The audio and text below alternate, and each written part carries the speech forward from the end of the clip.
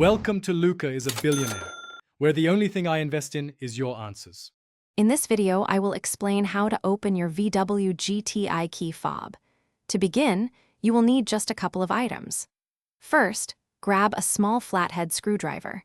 It is a good idea to wrap the tip with a small piece of tape to protect your fob from any scratches.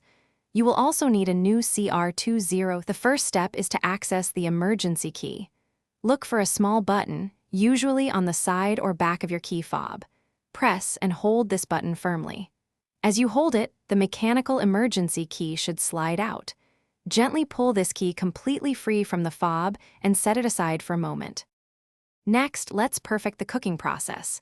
Heat your nonstick pan over medium-low heat and melt 1 tablespoon of butter. Once the butter is foamy, pour in your whisked egg mixture. As the eggs begin to set, gently push the cooked edges towards the center with a spatula. Continue this gentle motion, allowing the uncooked egg to flow underneath. Cook until the eggs are just set and still slightly moist, avoiding any browning.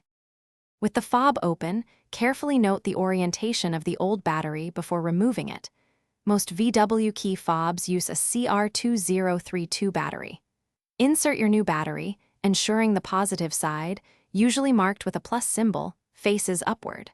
Finally, align the two halves of the fob and press them together until they click securely.